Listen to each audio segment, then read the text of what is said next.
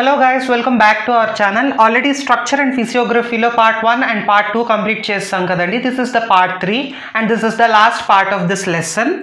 And ఇప్పుడు వచ్చేసి the peninsular plateau గురించి చూద్దామండి. వాట్ ఎవర్ ఆ పైన హిమాలయాస్ దాని గురించి చూసాము, తర్వాత ఈ నార్థన్ ప్లెయిన్స్ గురించి చూసాము, తర్వాత వచ్చేసి పెనిన్సులర్ ప్లాట్యూ అండి.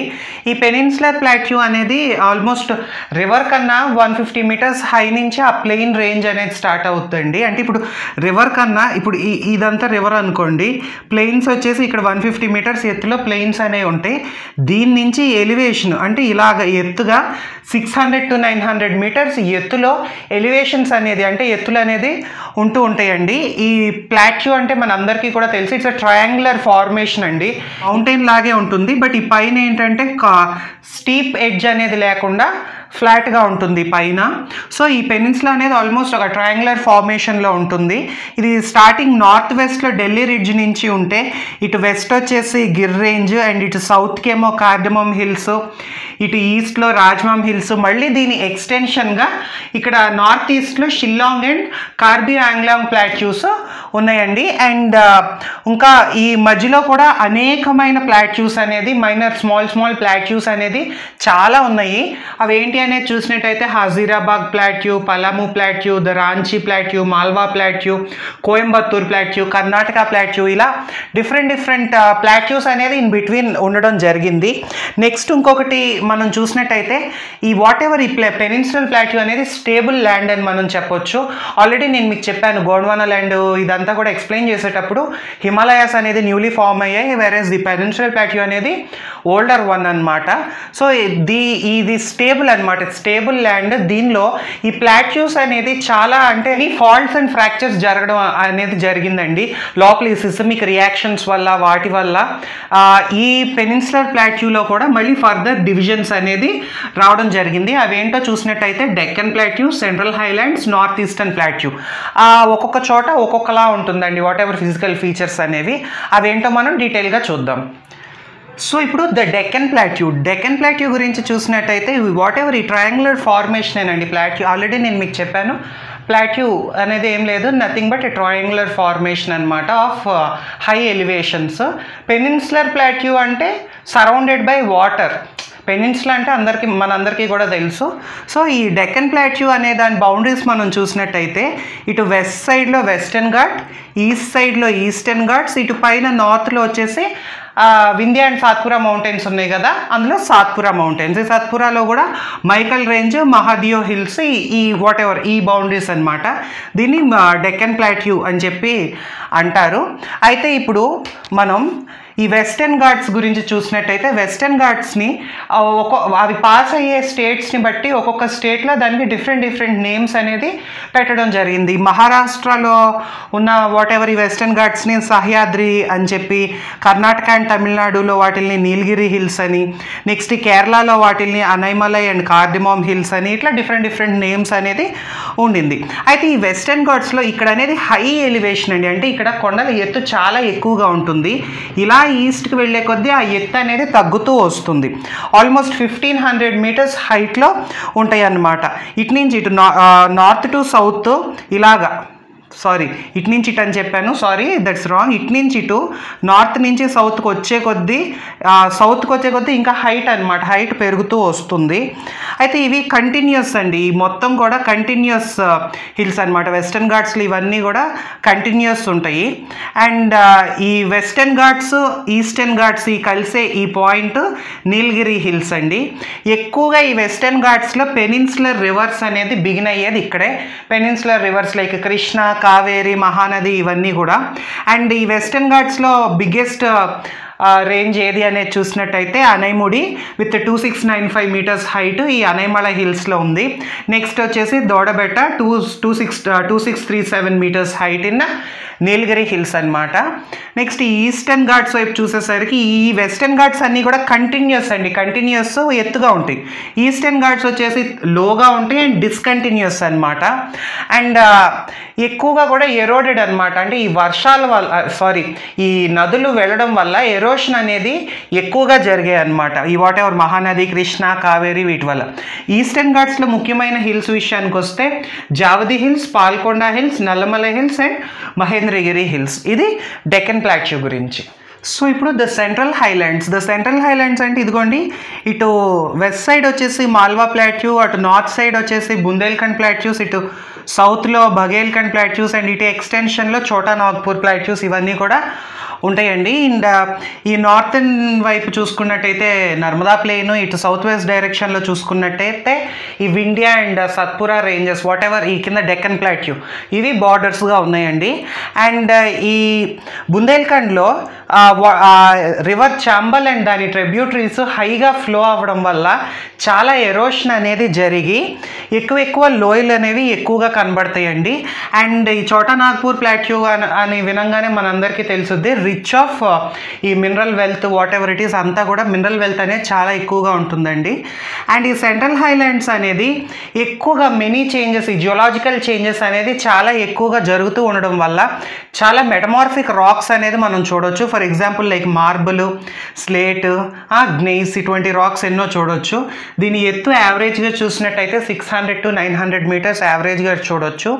ఈ ప్లేస్లో ఎక్కువగా శాండ్ డ్యూన్స్ని బర్చన్స్ అని చెప్పి అంటారండి. So the north eastern plateau గురించి చూసినట్టయితే it's the extension of the main plateau, ఈ డెక్కన్ ప్లాట్యూకే ఎక్స్టెన్షన్ అని మనం చెప్పొచ్చు. బట్ ఎప్పుడైతే ఈ హిమాలయన్ ఒరిజిన్ ఫార్మేషన్ అనేది జరిగిందో అప్పుడు ఆ ఇండియన్ ప్లేట్ కింద టెక్టానిక్ ప్లేట్స్ ఉంటాయి కదండి, ఆ ప్లేట్ నార్త్ ఈస్టర్న్ సైడ్ డైరెక్షన్కి ఆ పుల్ చేయడం వల్ల ఏమైంది అంటే ఈ రాజ్మహల్ హిల్స్కి అండ్ ఆ మేఘాలయ ప్లాట్యూకి మధ్య ఆ విడిపోయి గ్యాప్ అనేది రావడం జరిగింది.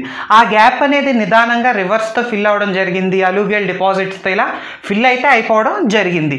సో ఈ మేఘాలయ ప్లాట్యూస్ని ఫర్దర్గా 3గా డివైడ్ చేశారండి. Garo hills, Kashi hills, Jaintia hills. పేర్లు చూస్తేనే అర్థమవుతుంది అక్కడ నివసించే ట్రైబల్ గ్రూప్స్ పేర్ల మీద ఈ హిల్స్కి నేమ్ చేయడం జరిగింది. దీని ఎక్స్టెన్షన్గా మేఘాలయ ప్లాట్యూకి ఎక్స్టెన్షన్గా కార్బీ ఆంగ్లాంగ్ ప్లాట్యూ అనేది ఉందండి. అండ్ వాట్ ఎవర్ ఈ ప్లేస్ మొత్తంలో కూడా చోటా నాగ్పూర్ ప్లాట్యూలో ఎక్కువ మినరల్ వెల్త్ ఎలా అయితే ఉందో ఇన్ ద సేమ్ మేనర్ ఇక్కడ కూడా మినరల్ వెల్త్ చాలా ఎక్కువగా ఉందండి. ఈ కోలు, ఐరన్ ఓరు, సిలిమనైట్, లైమ్ స్టోన్ ఇవి ఎక్కువగా మనం గమనించవచ్చు. అండ్ రెయిన్ఫాల్ వచ్చేసి ఎక్కువగా సౌత్ వెస్ట్ మాన్సూన్స్ ద్వారా రెయిన్ఫాల్ అనేది రావడం జరుగుతుంది. కాబట్టి సర్ఫేస్ అనేది ఎరోడ్ అయిపోతూ ఉంటుంది, అంటే పర్మనెంట్గా చెట్లు వృక్షాలు పెరిగేదానికి అవకాశం లేకుండా కొట్టుకుపోతూ ఉంటుంది. ఎగ్జాంపుల్ కింద చూసినట్టయితే చిరపుంజి, ఆ సర్ఫేస్ అంతా కూడా బేర్ రాకీ సర్ఫేస్ అనేది ఉంటుంది. అంటే న్యాచురల్ వెజిటేషన్ అనేది ఎక్కువగా మనకి పర్మనెంట్ న్యాచురల్ వెజిటేషన్ అనేది మనకు అక్కడ కనబడదు. That is all about the north eastern plateau.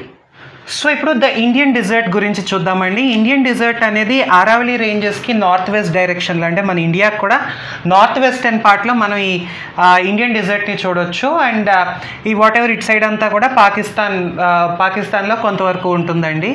And it have undulating topography with dunes and barchans, అంటే ఈ ఇసుక దిన్నెలు ఇవన్నీ కూడా ఎక్కువగా ఉంటాయండి. నెక్స్ట్ సెమీ యారిడ్ సాయిల్, ఇసుక నేలలు ఎక్కువగా ఉంటాయి. అండ్ ఇక్కడ రెయిన్ఫాల్ అనేది చాలా లోగా ఉంటుంది, almost just 150 millimetres 150 mm per annum మాత్రమే ఉంటుంది. అండ్ దీన్ని మరుస్థలి అని చెప్పి కూడా అంటారండి. మరుస్థలి అంటే సాంస్క్రిట్లో మరు అని అంటే డెత్, స్థలి అంటే ప్లేస్ ఆఫ్ డెత్ అని చెప్పి అంటారు. ఎందుకు అని అంటే ఇక్కడ వాటర్ అనేది దొరక్క ఆ వేడికి చనిపోతారు, అంటే లైఫ్ సస్టైన్ చేయడం కొంచెం కష్టం కాబట్టి అలా అనడం జరుగుతుంది.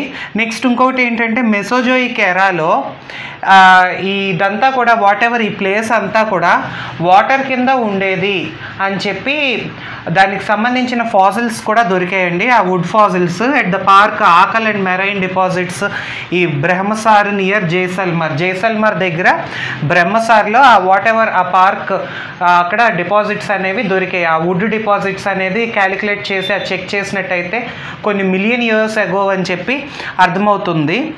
ఇక్కడ రివర్స్ నేచర్ వచ్చేసరికి ఎఫెర్మరల్ నేచర్ అండి. ఎఫెర్మరల్ నేచర్ అంటే షార్ట్ పీరియడ్ ఉంటాయి అన్నమాట, లాంగ్గా ఎక్కువ కాలం అనేది ఉండదు. కొంత దూరం అలా ట్రావెల్ చేస్తే మళ్ళీ మాయమైపోతూ ఉంటాయి. అవి మళ్ళీ చిన్న లేక్స్లో అలాంటి చోట కలుస్తూ ఉంటాయి. ఆ లేక్స్ ప్లాయాస్లో కలిసిన ఆ వాటర్ అంతా కూడా బ్రాకిష్ వాటర్ అన్నమాట. బ్రాకిష్ వాటర్ అంటే ఏం లేదండి, మనందరికీ తెలుసు ఫ్రెష్ వాటర్లో సెలైనిటీ అనేది తక్కువగా ఉంటుంది, వేరే సీ వాటర్లో ఉప్పు శాతం సెలైనిటీ అనేది ఎక్కువగా ఉంటుంది. సీ వాటర్ అంత సెలైనిటీ ఉండదు, కానీ ఉప్పు శాతం నార్మల్ ఫ్రెష్ డ్రింకింగ్ వాటర్తో పోల్చితే కొంచెం ఉప్పగానే ఉంటాయి. అండ్ ఆ బ్రాకిష్ వాటర్ నుంచి సాల్ట్ అనేది బాగా అబ్టైన్ చేయడం జరుగుతూ ఉంటుంది. That is all about the Indian desert. So now the coastal plains. Coastal plains అంటే ఆల్రెడీ ఈ పైన హిమాలయాస్, ఓకే, ఈ తర్వాత ఈ కింద ప్లెయిన్స్, తర్వాత ఈ పెనిన్సులా, ఈ పైన వచ్చేసి Thar desert, whatever physical features అన్నీ కూడా ఆల్మోస్ట్ మనకు అర్థమైపోయాయండి. ఇంకా బ్యాలెన్స్ మనకి ఇండియాలో ఈ సైడ్ ఈ పార్ట్స్ మాత్రమే బ్యాలెన్స్ ఉన్నాయి. వీటిల్ని కోస్టల్ ప్లెయిన్స్ అని చెప్పి అంటారు. ఆల్రెడీ మనం ముందే చెప్పాను, we have longest Coast line అని చెప్పి ఆల్రెడీ చెప్పాను. సో ఇదంతా కూడా మన కోస్ట్ లైన్ అనమాట. సో ఇటు ఉండేదంతా కూడా వెస్టర్న్ కోస్ట్, ఇటు ఉండేదంతా కూడా ఈస్టర్న్ కోస్ట్ అనమాట. సో ఈ వెస్టర్న్ కోస్టల్ ప్లెయిన్స్ గురించి చూసినట్టయితే, ఈ వెస్టర్న్ కోస్టల్ ప్లెయిన్స్ అనేది నేరోగా ఉంటుందండి. అంటే ఈస్టర్న్తో పోలిస్తే ఈస్టర్న్ అనేవి బ్రాడర్ ఉంటాయి, అంటే వెడల్పు ఎక్కువగా ఉంటుంది, వేరేస్ వెస్టర్న్ అనేది నేరోగా ఉంటుందండి. అండ్ వన్ మోర్ థింగ్ ఏంటి అంటే, చాలా వరకు వెస్టర్న్లో చాలా వరకు ల్యాండ్ అనేది సీ వాటర్ కింద సబ్మర్జ్ అయిపోయింది, వాటర్ కింద చాలా వరకు కప్పేయబడి ఉంది అని చెప్పి చెప్తారు. ఫర్ ఎగ్జాంపుల్ ద్వారకాని ఎగ్జాంపుల్గా మనం చెప్పొచ్చు. అండ్ ఈ వాట్ ఎవర్ ఈ నేరో బెల్ట్ ఉండడం వల్ల ఎక్కువగా అక్కడ మనం పోర్ట్స్ని, హార్బర్స్ని ఎక్కువగా మనం గమనించవచ్చు. ఇగోండి, ఇక్కడ గుజరాత్లో స్టార్ట్ అయ్యి ఇటు కేరళ వరకు ఇదంతా కూడా వెస్టర్న్ కోస్ట్ అని మనం చెప్పొచ్చు. ఈ గుజరాత్లో ఉండే పోర్ట్స్ని కచ్ అండ్ కతియావర్ కోస్ట్ అని, నెక్స్ట్ మహారాష్ట్రలో ఉండేదాన్ని కొంకణ్ కోస్ట్ అని, కర్ణాటకలో ఉండేదాన్ని గోన్ కోస్ట్ అని, కేరళలో ఉండేదాన్ని మల్బార్ కోస్ట్ అని, ఇలా నేమ్స్ ఉంటాయి. అయితే ఈ మధ్యలో ఈ పార్ట్ మహారాష్ట్ర మిడిల్, ఈ కోస్ట్ లైన్కి మిడిల్లో సన్నగా ఉంటుందండి, నేరోగా. ఇటు పైకి వెళ్ళేసరికి వెడల్పుగా బ్రాడ్ అవ్వుద్ది. ఇదిగోండి, మధ్యలో నేరోగా ఉంటుంది, ఇటు పైకి వెళ్ళే కొద్దీ కూడా వెడల్పు అవుతూ ఉంటుంది అనమాట, బ్రాడర్గా. ఇక్కడ రివర్ డెల్టాస్ ఏమీ కూడా పెద్దగా ఫామ్ అవ్వలేదు. అండ్ ఎక్కువగా పోర్ట్స్ అనేవి మనం ఎక్కువ అబ్జర్వ్ చేయొచ్చు. ఎగ్జాంపుల్ కింద చూసినట్టయితే Kandla port, Mazagaon port, J L N port, Nhava Sheva, Marmagao, Mangalore, Cochin, ఇవన్నీ కూడా మనం అబ్జర్వ్ చేయొచ్చు. అండ్ వన్ మోర్ థింగ్ ఏంటంటే, ఈ కేరళలో కూడా బ్యాక్ వాటర్స్ ఉంటాయి అని చెప్పి ఆల్రెడీ నేను మీకు ప్రీవియస్లీ ఎక్స్ప్లెయిన్ చేస్తున్నాను. మీరు వీడియోస్ అన్నీ కంప్లీట్గా చూసినట్టయితే కంటిన్యూటీ అనేది మిస్ అవ్వకుండా అర్థమవుద్ది మీకు ఈజీగా. సో ఆ బ్లాక్ వాటర్స్ ఉండడం వల్ల ఇక్కడ ఎక్కువగా టూరిస్ట్ అనేది ఎక్కువగా రావడం, అండ్ ఆ ఇన్లాండ్ వాటర్ ట్రాన్స్పోర్టేషన్, బోట్స్, మనందరికీ తెలుసు కేరళలో బోట్స్ ద్వారా ట్రావెలింగ్ అనేది ఎక్కువగా ఉంటుందని. సో అక్కడ కాయల్స్లో నెహ్రూ ట్రోఫీ వలమకలి అనే బోట్ రేస్ పెడతారండి, ఇన్ పునమడ కాయల్ ఇన్ కేరళ. ఆ ప్లేస్లో బోట్ రేస్ అనేది పెట్టడం, that is a very famous thing అనమాట. ఇప్పుడు ఈస్టర్న్ కోస్టల్ ప్లెయిన్స్ చూసినట్టయితే ఆల్రెడీ చెప్పాను, western is narrow and eastern వచ్చేసి బ్రాడర్ అనమాట, అంటే ప్లేస్ ఎక్కువగా ఉంటుంది.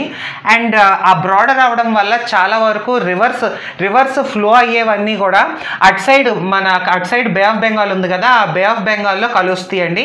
దానివల్ల మెనీ డెల్టాస్ అనేది ఫామ్ అవడం జరిగింది.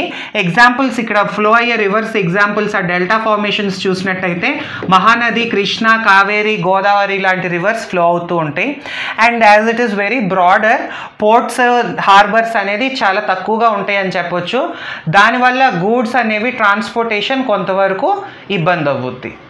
ద ఐలాండ్స్, ఈ ఐలాండ్స్ని కూడా 2 గ్రూప్స్గా డివైడ్ చేయొచ్చండి. The islands which are in Bay of Bengal ఒక గ్రూప్గా, islands which are in Arabian Sea ఇంకో గ్రూప్గా చూడొచ్చు. సో బే ఆఫ్ బెంగాల్లో ఆల్మోస్ట్ 572 ఐలాండ్స్ అనేవి ఉన్నాయండి. వీటి లాంగిట్యూడ్స్, లాటిట్యూడ్స్, ఎక్కడ ఏంటి లొకేషన్ అనేది చూసినట్టయితే 6 degrees north to 14 degrees north నుంచి 92 degrees east to 94 degrees east ఈ మధ్యలో ఈ ఐలాండ్స్ అనేది ఎక్కువగా ఉంటాయండి. ఇటు వాట్ ఎవర్ ఆ గ్రూప్లో నార్త్కి వచ్చేసి అండమాన్ ఐలాండ్స్, ఇటు సౌత్లో వచ్చేసి నికోబార్ ఐలాండ్స్. ఈ అండమాన్ని, నికోబార్ని మధ్యలో డివైడ్ చేస్తూ ఒక 10 degree ఛానల్ అనేది ఉంటుంది. ఎట్ ద సేమ్ టైం వీటితో పాటు మెనీ స్మాల్ ఐలాండ్స్ కూడా ఉన్నాయి. ఆ స్మాల్ ఐలాండ్స్లో కొన్ని వాల్కనిక్ ఐలాండ్స్ అనమాట. వాటి ఆరిజినే volcanic in nature. Barren Island, Nicobar ఐలాండ్స్లో బ్యారన్ ఐలాండ్ అనే ఐలాండ్ వచ్చేసి యాక్టివ్ వాల్కనో అండి. ప్రెసెంట్ ఇండియాలో that is the only active volcano Barren Island, గుర్తుపెట్టుకోవాలండి. అండ్ వీటిల్లో ప్రిన్సిపల్ గ్రూప్ ఆఫ్ ఐలాండ్స్ వచ్చేసి ఇటు Ritchie's Archipelago and Labyrinth Island అనమాట. నెక్స్ట్ అరేబియన్ సీలో చూసినట్టయితే ఇటు లక్షద్వీప్ అండ్ మినికాయ్ అనమాట. వీటి లొకేషన్ మనం చూసినట్టయితే 8 degrees north నుంచి 12 degrees north వరకు and 71 degrees to 74 degrees east అనమాట. ఈ లక్షద్వీప్ ఐలాండ్స్ అనేది కేరళ కోస్ట్ నుంచి 280 to 480 kilometers డిస్టెన్స్లో ఉంటాయండి. అండ్ ఇవి ఎక్కువగా కూడా కోరల్ డిపాజిట్స్తో ఫామ్ అయినవి. కోరల్స్ అంటే ఈ షెల్స్ ఉండేవండి, అంటే నత్తగుల్లలు, ఇవన్నీ కూడా కోరల్స్ అని మనం చెప్పొచ్చు. వాట్ ఎవర్ ఎక్స్క్రిటా ఉంటుంది, నెక్స్ట్ ఆ పైన షెల్స్, ఇవన్నీ కూడా ఒక చోట అక్యూములేట్ అయిపోతాయండి. కాల్షియం కార్బోనేట్ ఏమవుద్దంటే ఆఫ్టర్ సమ్ టైమ్ ఆ ఎక్స్క్రిటా అంతా కూడా ఒక చోటకి ఫామ్ అయ్యి హార్డెన్ అయిపోయి గట్టి పడుతుంది. ఆ గట్టి పడింది ఏమవుద్ది అంటే ఒక ల్యాండ్ లాగా, ఒక స్ట్రక్చర్ లాగా ఫామ్ అయ్యి అది ఒక రీఫ్స్ లాగా లేదా ఐలాండ్స్ లాగా ఫామ్ అవడం జరుగుతుంది. అయితే ఈ లక్షద్వీప్ దగ్గర ఆల్మోస్ట్ 36 ఐలాండ్స్ ఉన్నాయండి. Out of 36 islands 11 are inhabited అంటే అక్కడ ఎవరు ఉండరండి, అంటే మనుషులు అనేది 11 ఐలాండ్స్లో మనుషులు అనేది లేరు. వేరస్ రిమైనింగ్ 25 ఐలాండ్స్లో వాట్ ఎవర్ మనుషులు అనేది జీవిస్తూ ఉన్నారు. అండ్ ఈ మినికాయ్ అనేది one of the largest island అని మనం చెప్పొచ్చు, విత్ ఆల్మోస్ట్ 453 square kilometersతో. అండ్ ఈ ఐలాండ్స్ కూడా ఈ 10 degree ఛానల్తో డివైడ్ అవుతూ ఉంటుందండి. ఆ 10 degree ఛానల్కి నార్త్ సైడ్లో ఏమో అమినీ ఐలాండ్, సౌత్లో ఏమో కెననాయ్ ఐలాండ్స్ అనేవి ఉంటాయి. That is all about the islands. So మన ఇండియా ఫిజియోగ్రఫీలో ఆ డిఫరెంట్ ఇవన్నీ కూడా చూసాం కదండి, ఫిజియోగ్రఫికల్ డివిజన్స్. ఒక్కొక్కటి ఈచ్ అండ్ ఎవ్రీథింగ్ డీటెయిల్డ్గా చూసాము. దానిలో ఉండే మళ్ళీ సబ్ డివిజన్స్ ఏంటి, ఎవ్రీథింగ్ కూడా చూసాము. మళ్ళీ జస్ట్ ఒక్కసారి మీకు గుర్తు చేయడానికి బొమ్మ కరెక్ట్గా ఉంది లేదు అనేది ఫైండ్ అవుట్ చేయొద్దండి, జస్ట్ కంటెంట్ చూడండి. ఇప్పుడు ఇది ఇండియా అనుకోండి, షేప్ కరెక్ట్గా రాలేదు. ఈ పైన వాట్ ఎవర్ ఇదంతా కూడా బ్లూతో షేడ్ చేసిందంతా కూడా northern and north eastern mountains, Himalayas, Sikkim Himalayas, ఇవన్నీ కూడా చదివాం కదా. హిమాలయాస్లో పార్ట్స్ డిఫరెంట్ వెరైటీస్, ఇవన్నీ కూడా ఈ ఏరియాలో కవర్ అవుతాయండి. అండ్ దీని కింద వచ్చేసి నార్థన్ ప్లెయిన్స్ అనమాట. ఈ నార్థన్ ప్లెయిన్స్లో కూడా 3 డిఫరెంట్ ఉన్నాయి, అవి కూడా మనం చూసాము.